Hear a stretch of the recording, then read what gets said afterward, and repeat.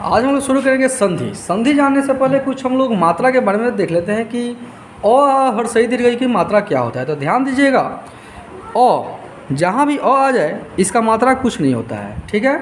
जहाँ आपको आ जाए, आ इसका मात्रा क्या होगा कि अंत में एक पाई लगा दिया जाता है। शब्द के अंत में, शब्द नहीं, किसी भी अक्षर के अंत में पाई लगा दिया जाता है। जैसे हम कहें प जोड़ अ चाहे आ, प में जब आ जोड़िएगा ना तो क्या आ जाएगा, पा आ जाएगा।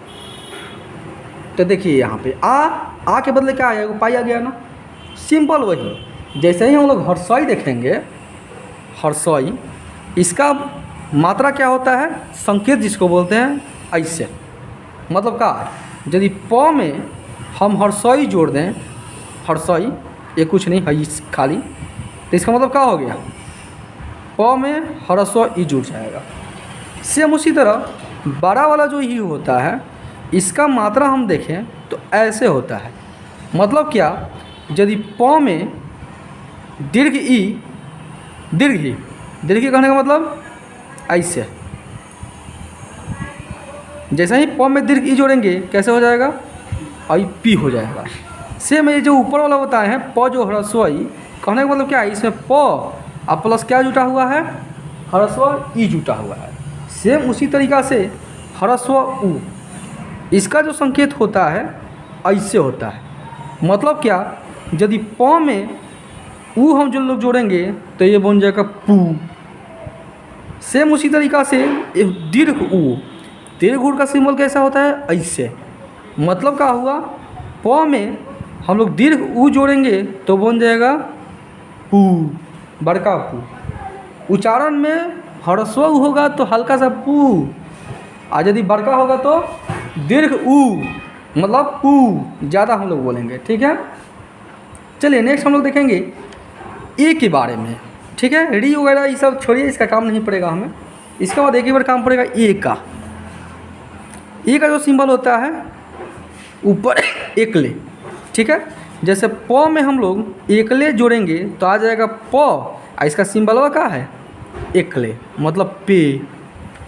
सेम उसी तरीका जो ए होता है इसका सिंबल डबल।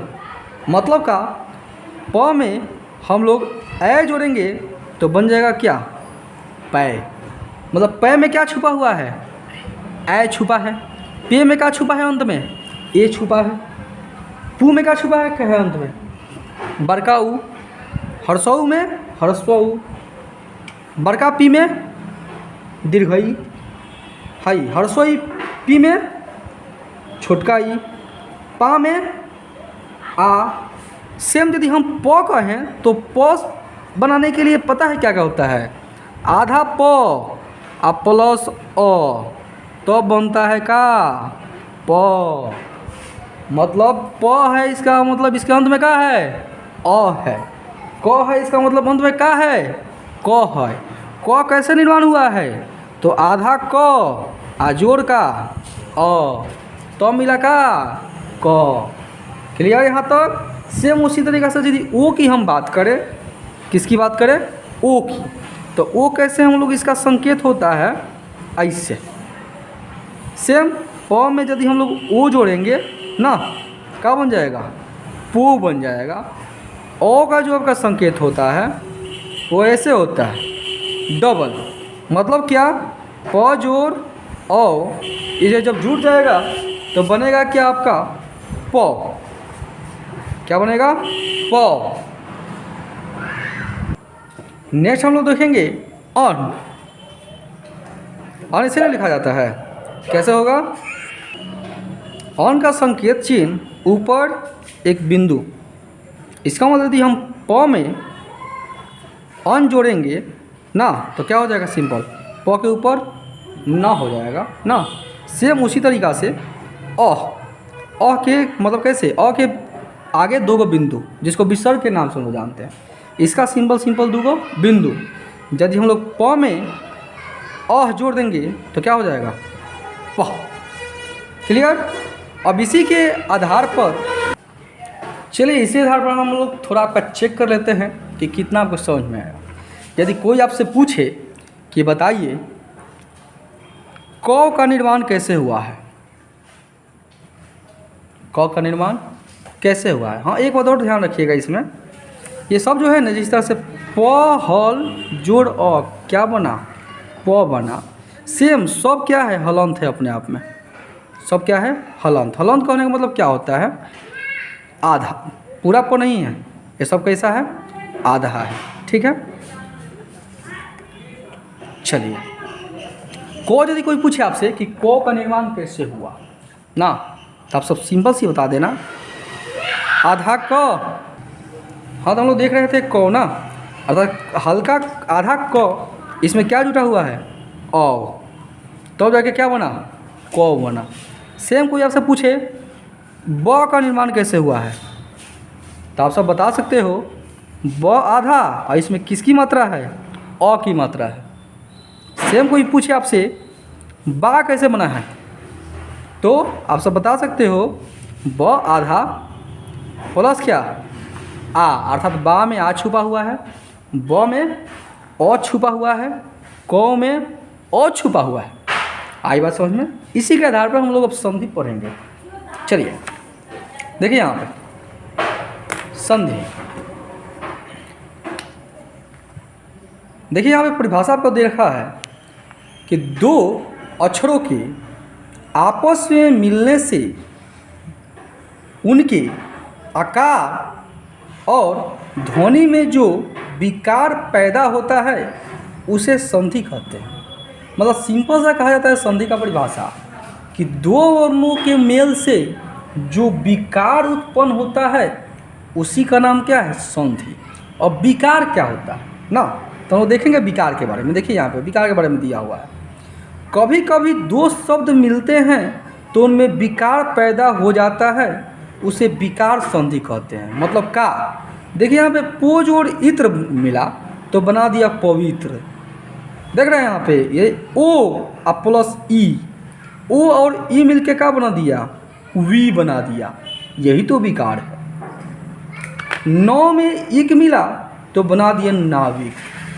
अर्थात जो ह्रस्व ई आया और वो आया, वो कैसे आया? विकार के कारण आया। इसी का नाम क्या है? विकार। अब देखिए हम लोग देखेंगे हिंदी में संधियाँ 3 प्रकार से मानी जाती है। कौन कौन सा? स्वर संधि, व्यंजन संधि तथा विसर्ग संधि। अब स्वर संधि क्या होता है ये हम लोग देखेंगे। देखिए यहाँ पे स्वर संधि जो होता है, इनमें मिलने वाली दोनों ध्वनियाँ स्वर होती है ना। स्वर हम लोग जानते हैं ना कि स्वर जो है होता है अ आ हर्ष ई दीर्घ ई ना, ये सबको क्या बोलते हैं? स्वर बोलते हैं। दूसरे शब्दों में हम कह सकते हैं कि स्वर के साथ स्वर के मेल से जो विकार होता है उसे स्वर संधि कहते हैं। जैसे देखिए यहाँ पर दिया एग्जाम्पल, देव जो आल है, तो देव के अंत में क्या है? अभी बताए थे अ है, और यहाँ पर क्या है? आ है। तो देखिए अ जोड़ आ मिलके क्या बना दिया? आ। अर्थात यहाँ पर देव और यहाँ पर आलय क्या बन गया? देवालय। क्या बन गया? देवालय। नेक्स्ट एग्जाम्पल, और भी बहुत सारा एग्जाम्पल देख सकते हैं हम लोग। देखिए यहाँ पे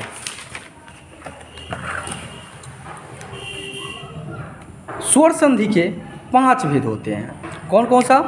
दीर्घ, गुण, वृद्धि, यन और अयादि संधि। दीर्घ संधि अब हम लोग बारी बारी से अध्ययन करेंगे कि कौन सी संधियाँ क्या होती है। तो दीर्घ संधि देखिए, दो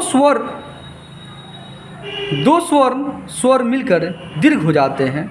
अर्थात यदि अ, आ, हर्षई, दीर्घी, ह्रस्व, दीर्घु और री के बाद वे ही वर्ण आए तो दोनों मिलकर उसी क्रम से आ, दीर्घी, दीर्घु और री हो जाते हैं। जैसे देखिए यहाँ पर यदि अ जोड़ अ मिलेगा तो आ बना देगा, अ में आ भी मिलेगा तब पर भी आ बना देगा, आ में अ मिलेगा तब पर भी आ प्लस अ भी आ ही होता है। सेम उसी तरीक़ा से ह्रस्वई जोड़ ह्रस्वई जब मिलेगा तो दीर्घी बना देगा, ह्रस्वई जोड़ दीर्घी मिलेगा तो दीर्घी बना देगा, दीर्घी जोड़ ह्रस्वई मिलेगा तब पर भी दीर्घी, दीर्घी प्लस दीर्घी मिलेगा तब पर भी क्या बनाएगा? आपको दीर्घी बना देगा। सेम उसी तरीक़ा से यहाँ पे दीर्घौ कैसे बनता है? तो ह्रस्व प्लस दीर्घु, ह्रस्व प्लस ह्रस्व, दीर्घु प्लस ह्रस्व, दीर्घु प्लस दीर्घु मिलकर क्या बनाता है?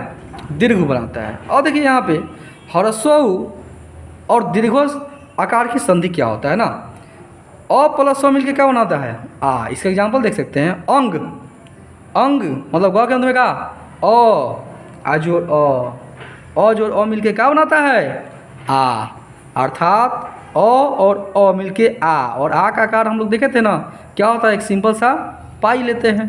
तो देखिए अ जोड़ अ मिल के आकार ले लिया यहाँ पे, आ बन गया ना, अगी का गी हो गया, इसी को तो विकार बोलते हैं ना। सेम कुश जोड़ अग्र, कुश जोड़ अग्र, यहाँ भी अ है यहाँ भी अ है, अ जोड़ अ मिल के क्या बनाता है आ बनाता है। तो कुश का कुश हो गया, अंत में क्या आ गया एक आकार आ गया ना, तो कुशाग्र। सेम देखिए यहाँ पे अ जोड़ आ मिल के क्या बनाता है आ बनाता है। इसका भी एग्जाम्पल है गज जोड़ आनन, अ जोड़ आ मिल के क्या बनाएगा आ, और आ मतलब क्या उसका खाली पाइए ना, तो जो में क्या आ जाएगा आ, अर्थात गजा नन। सेम पुस्तक जोड़ आलय मतलब क्या अ जोड़ आ मिल के क्या बनाएगा आ का सिंबल पाई, पुस्तकालय। सेम उसी तरह देख सकते हैं कि बड़का क्या, तो आ ही है, आ जोड़ अ क्या मिल के बनाता है आ, अर्थात कदा जोड़ पी क्या हो जाएगा कदापि।